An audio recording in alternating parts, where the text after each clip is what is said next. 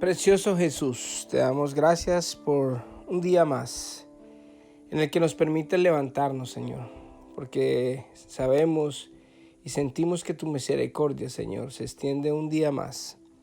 Te bendecimos, Padre Santo, y queremos entregarte este tiempo, Padre mío, para que tú nos ministres, Dios, con tu palabra.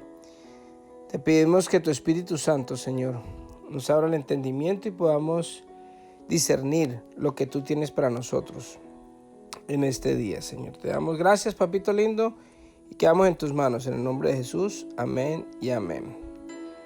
Muy buenos días a todos. Estamos hablándoles aquí desde Mi Tiempo con Dios, devocional que hacemos desde su comunidad cristiana en la Roca de Betel. Venimos leyendo el Evangelio de Lucas y hoy vamos a terminar el capítulo 19 leyendo los versículos del 28 al 48. Entrada triunfal de Jesús. Después de contar esa historia, Jesús siguió rumbo a Jerusalén, caminando delante de sus discípulos. Al llegar a las ciudades de Bet-Jafé y Betania, en el Monte de los Olivos, mandó a 2 discípulos que se adelantaran. Vayan a la aldea que está allí, les dijo. Al entrar, verán un burrito atado que nadie ha montado jamás. Desátenlo y tráiganlo aquí. Si alguien les pregunta por qué desatan el burrito, simplemente digan: el Señor lo necesita. Así que ellos fueron y encontraron el burrito tal como lo había dicho Jesús, y efectivamente, mientras lo desataban, los dueños les preguntaron: ¿por qué desatan ese burrito? Y los discípulos simplemente contestaron: el Señor lo necesita. Entonces le llevaron el burrito a Jesús y pusieron sus prendas encima para que él lo montara. A medida que Jesús avanzaba, la multitud tendía sus prendas sobre el camino delante de él. Cuando llegó a donde comienza la bajada del Monte de los Olivos, todos sus seguidores empezaron a gritar y a cantar mientras alababan a Dios por todos los milagros maravillosos que habían visto. Bendiciones al Rey que viene en el nombre del Señor. Paz en el cielo y gloria en el cielo más alto. Algunos de los fariseos que estaban entre la multitud decían: Maestro, reprende a tus seguidores por decir esas cosas como estas. Jesús les respondió: si ellos se callaran, las piedras a lo largo del camino se pondrían a clamar. Jesús llora por Jerusalén.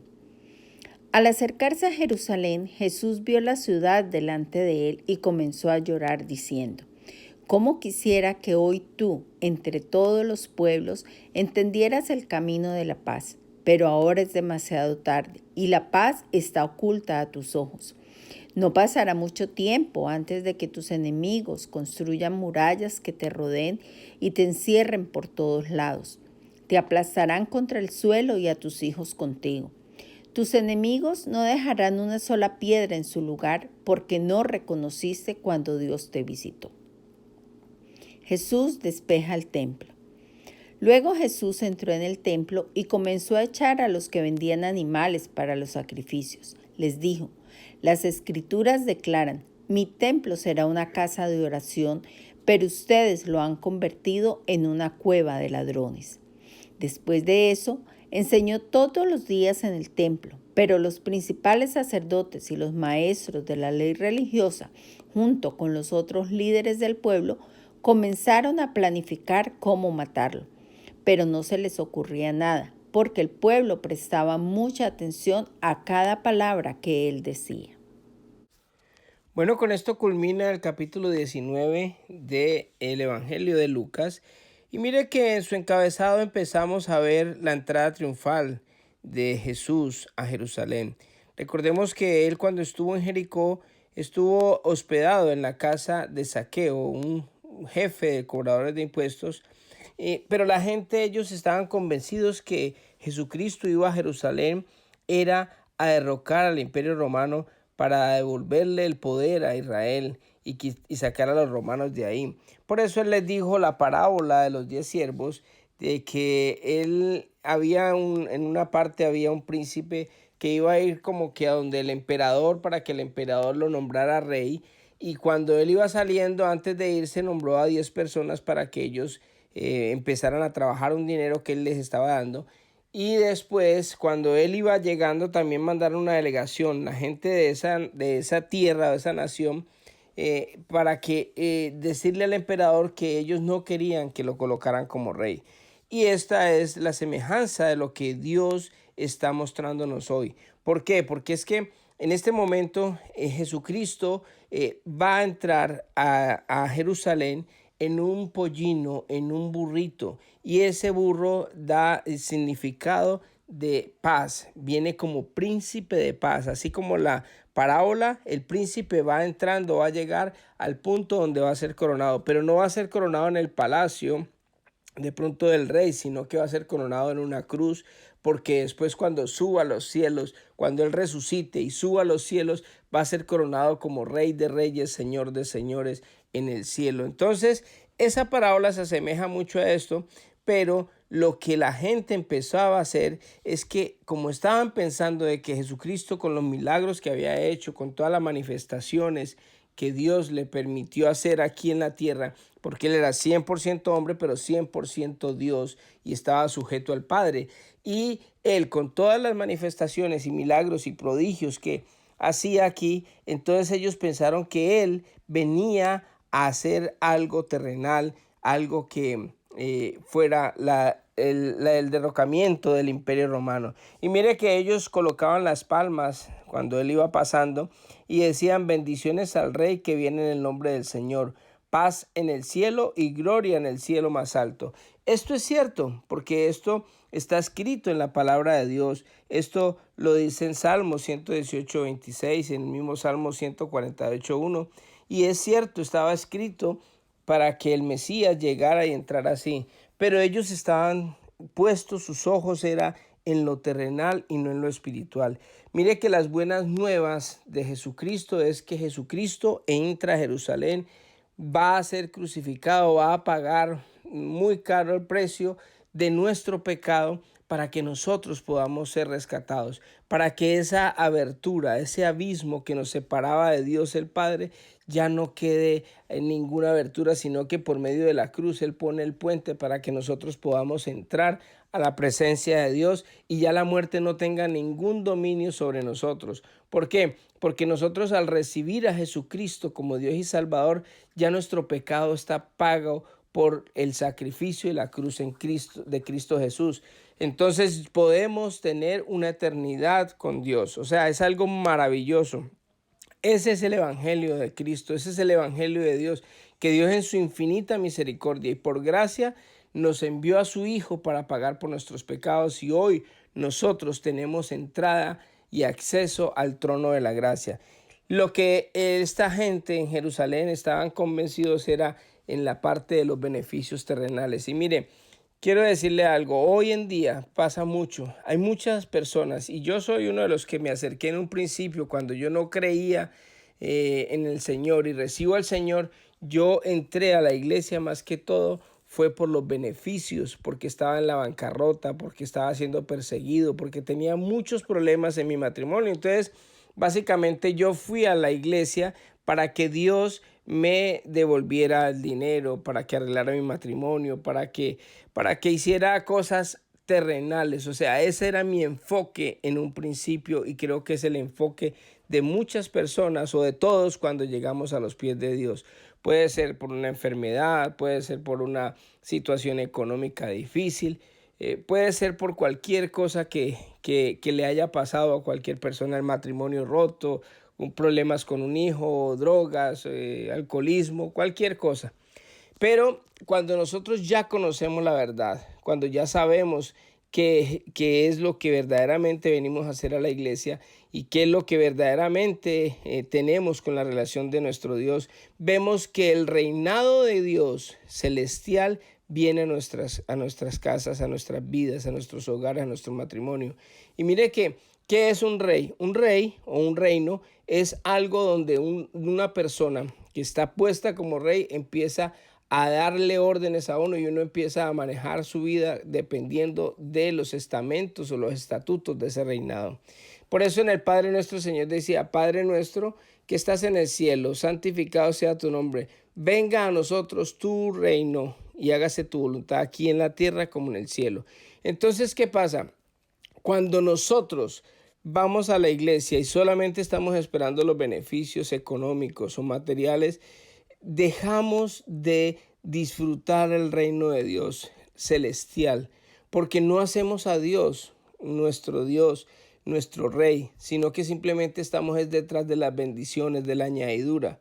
El Señor dice, buscad primeramente el reino de Dios y su justicia y lo demás vendrá por añadidura. Es una promesa que Dios tiene para nosotros. Nosotros, lo más triste de todo, y es como Jerusalén lo estaba viendo en ese momento, ellos estaban detrás de la añadidura que Dios había mandado al Mesías para derrocar al Imperio Romano. Por eso es que ellos al cuarto día, por el día viernes, los mismos que le estaban diciendo bendiciones al rey que viene de los cielos, estaban diciendo crucifícanlo, crucifícanlo, crucifícanlo. Por eso, porque es que cuando una persona va a los pies de Dios, pero va detrás de un interés terrenal y ese interés o eso que andaba buscando de pronto no se le soluciona, pues simplemente se va a la iglesia, ya no es más cristiano, ya no es una persona que de pronto es creyente porque lo que andaba buscando no lo consiguió. Y es mucho más que eso, y ellos fue lo que no entendieron. Por eso Jesucristo va y llora por Jerusalén, porque Él dice, hombre, si supiera Jerusalén quién es el que viene entre ustedes, si entendieran el camino de paz que ahora está por entrar, si entendieran que lo que les estoy ofreciendo es un reino eterno, no es un reino temporal, porque un rey puede estarse 20, 30 años, pero después cuando muera puede que otra vez vengan los romanos o venga Grecia o cualquiera de los reinados famosos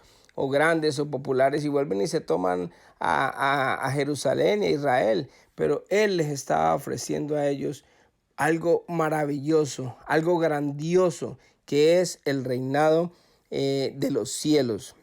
Entonces cuando Él llora, pues hombre, está llorando es por eso, porque le da tristeza de que no alcanzaron a entender. Y hoy yo creo que el Señor llora porque hay muchas personas que desafortunadamente no han entendido de verdaderamente el reino de Dios. Y lo que pasa es que cuando nosotros hacemos a Dios nuestro rey el reino de los cielos, empezamos a obedecer los estatutos que Él nos da y obedeciendo esos estatutos, esos mandatos, pues lógicamente nosotros al tener una buena relación con Dios empezamos a obedecer y automáticamente empezamos a ser buen esposo, empezamos a ser buen hijo, empezamos a ser una persona diferente, transparente, una persona que puede ganarse el favor de muchas personas y va a ir creciendo paulatinamente también económicamente y las cosas materiales y su matrimonio y su familia empiezan a ir bien porque es una consecuencia de tener una buena relación con Dios y de haber establecido el reino de Dios en nuestras vidas. Si ve lo importante que es, nosotros lo queremos al revés, queremos recibir las añadiduras, los beneficios y después sí recibir el reino. No, es al contrario. Primeramente el reino de Dios y su justicia y lo demás vendrá por añadidura. Después el Señor llega y entra a Jerusalén y cuando va al templo, a su casa, a la casa de oración, ve que hay una mano de ladrones ahí y gente que se está usufructuando, están devengando dinero con el evangelio o con las cosas de Dios y Él se enoja muchísimo. Y esto también nos está hablando hoy en día. Yo creo que hay mucho ministerio que está propagando un evangelio de prosperidad y eso no es el evangelio de las buenas nuevas. El evangelio es que Cristo vino y murió por nuestros pecados y hoy tenemos entrada al trono de la gracia. Esas son las buenas nuevas, que Jesucristo murió por nosotros. No que si vienes a los pies del Señor y si das una ofrenda, entonces vas a recibir mucho. Eso es mentira. Y eso es lo que el Señor prácticamente fue lo que hizo con estos cambistas. ¿Por qué? Porque cuando llegó al templo y vio a todos esos estafadores, pues simplemente tumbó las mesas y tumbó todo, porque dice el Señor, dijo, esta es mi casa y será llamada casa de oración. Y eso es lo que nosotros tenemos que fomentar en nuestras iglesias, que la gente venga a tener una relación con Dios. Si le va bien o no le va mal es dependiendo si el reino de Dios se establece en su vida o no. Así que vamos a orar. Es bien bonita esta reflexión que hemos tenido el día de hoy. Ojalá que pudiéramos sacar el mayor provecho y podamos cada uno de nosotros poder establecer el reino de Dios y su justicia en nuestras vidas, en nuestros matrimonios, en nuestras familias, en nuestros trabajos y en todo lo que hagamos. Así que oremos. Amado Dios, te damos gracias, papito lindo, por la oportunidad que nos das de conocer tu palabra, Señor. Te pedimos perdón primeramente, Dios, porque muchas veces hemos estado detrás de la añadidura, Señor, en vez de tener una relación contigo, Señor. Te pido, Padre Santo, Dios Todopoderoso, que nos perdones, que entres a nuestro corazón, Señor, y que establezcas tu reino en nuestras vidas, Señor, y en la vida de nuestras familias.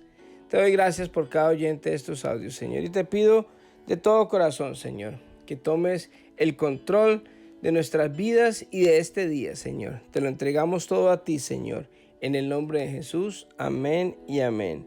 Que Dios les bendiga a todos y que tengan un hermoso día.